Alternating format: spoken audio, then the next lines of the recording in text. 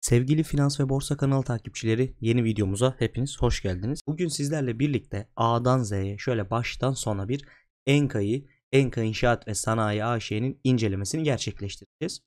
Videonun başlığında gördüğünüz neden dolar alma Enka'yı al dediğimizi de videonun ortalarına doğru analizimiz devam ederken açıklayacağım.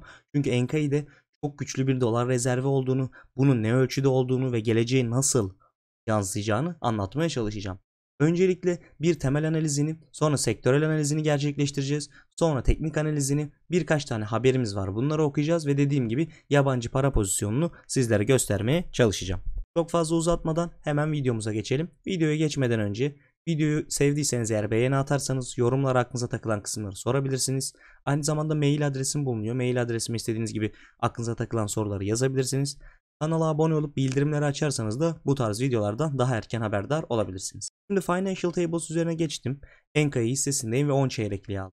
Öncelikle 49 milyar TL'lik bir öz kaynak olduğunu görüyoruz. Bu 49 milyar TL'den 55 milyar TL'ye bir artış yaşadığını, ortalama %10'luk bir öz kaynak büyümesi yaşadığını görüyoruz.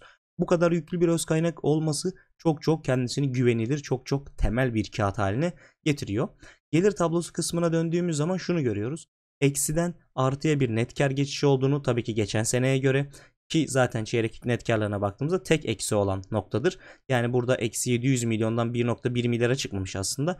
Normalde 1 milyarlardan 1.1 milyara çıkmış. Çok ekstra bir artış yaşamadığını görebiliyoruz. FAVÖK marjını, esas faaliyet karı marjını, satışlarını arttırdığını görüyoruz. Bunu dediğim gibi tam bir sene öncesine İncelemektense, çünkü tek eksi olduğu nokta bura, çeyreklik olarak her çeyrekliğin incelemesini gerçekleştirebiliriz.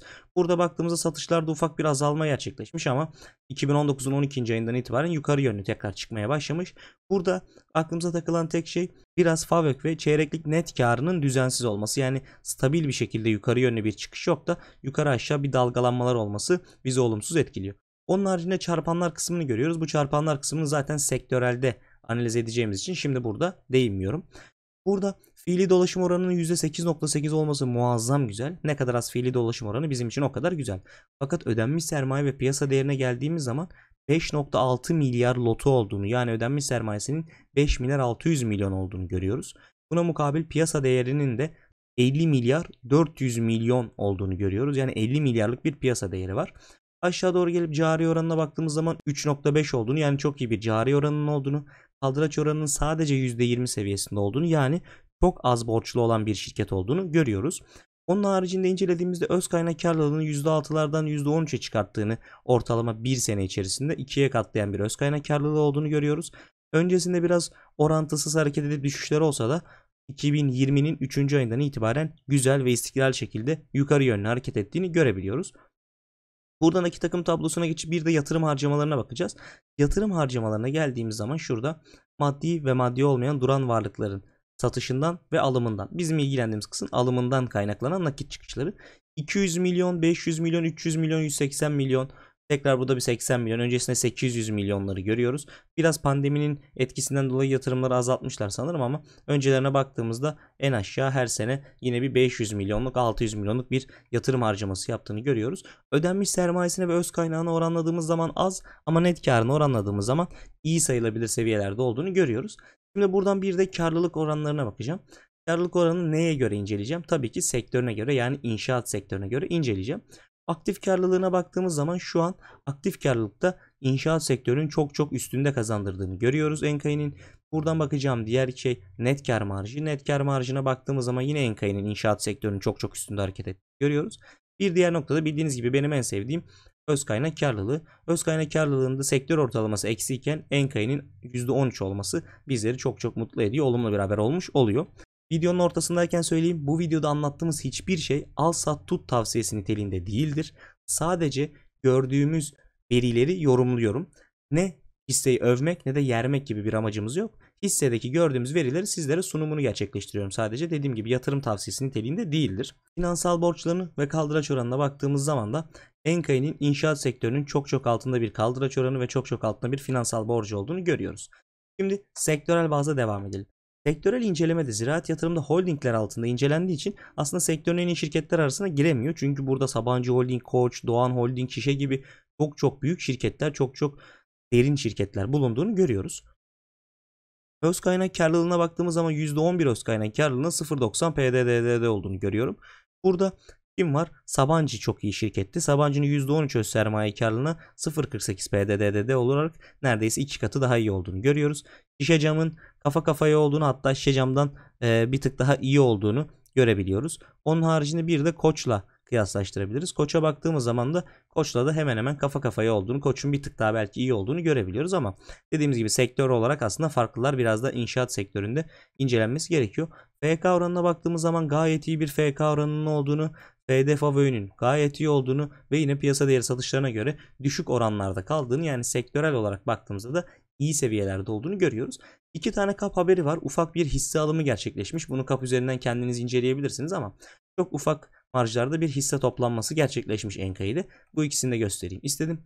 Enkai'nin gidip de sitesinden haberler kısmına girdiğinizde burada yaptıkları işleri ve nasıl bir haber sirkülasyonu izlediklerini görebiliyoruz. Bunu da kapattıktan sonra geleceğim kısım, neden Enkai'yi alın dolar yerine diyoruz, bunu göreceğiz. Enkai'ye iş yatırım üzerinden incelemesine gelip bilanço incelemesine baktığımız zaman, mali tablo incelemesi dipnot kısmında net yabancı para pozisyonunu görüyorsun. Bunu temel analiz eğitim serisi çekeceğim ileride. İnşallah bir ay sonra falan temel analiz eğitim serisine başlayıp 150 videoluk bir temel analiz eğitim serisi başlayacak. Orada bunu anlatacağım. Bu dipnot kısmında net yabancı para pozisyonu var. Bu net yabancı para pozisyonunda Enka'yı çok güçlü bir durumda. 4.4 milyar. 4.4 milyarlık bir yabancı para pozisyonu olduğunu görüyoruz. Sanırım bildiğim kadarıyla bir Aselsan'da net yabancı para pozisyonunda iyi durumda. Gerisi ne kadar BIST 30'da büyük şirket görüyorsanız, Sasa'sı, Ereğli'si, Arçelik'i, Tofaş'ı, hepsi bunlar net yabancı para pozisyonunda kötü durumdalar.